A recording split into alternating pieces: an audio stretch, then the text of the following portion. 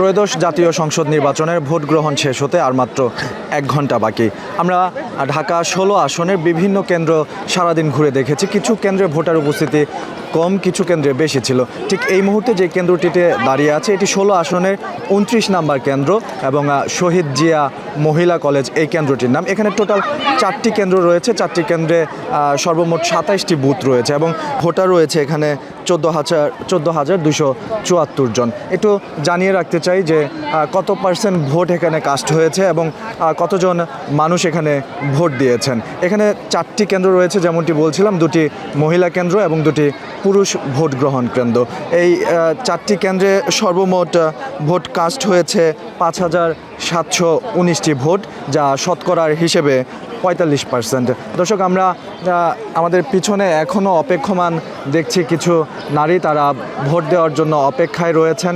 তারা বলছিলেন যে সকালবেলা তাদের কিছু গৃহস্থালির কাজ ছিল, যে কারণে তারা সকালে না এসে বরং দুপুরের পর তারা এসেছেন। আমরা সংযুক্ত হব, তাদের সাথে কথা বলে তাদের অনুভূতির কথা আপনাদেরকে জানানোর চেষ্টা করব।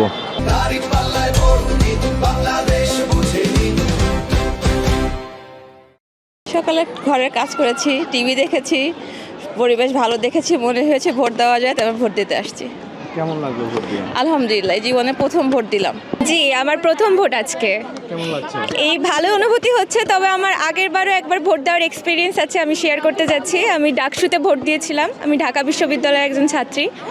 আমার ডাকসুতে ভোট দেওয়ার একটা অভিজ্ঞতা হয়েছিল, এবার জাতীয় নির্বাচন আমি অভিজ্ঞতা প্রথমবার হলো।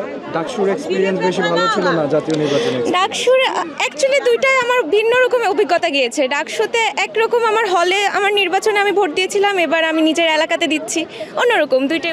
আমরা এত লেট করে আসছি, আমাদের সাংসারিক কাজ ছিল ভাইয়া, একটু সংসারের কাজ কাম নামাজ কালাম পড়ে আসছি, দোয়া করে আসছি, আল্লাহ যেন দেশটারে ভালো হাতে নিয়ে যায়, তাই না?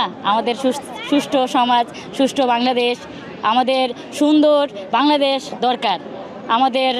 আমাদের বাচ্চাদের জন্য, আমাদের নিউ জেনারেশনের জন্য আমাদের সুন্দর পরিবেশ, সুন্দর বাংলাদেশ আমাদের দরকার।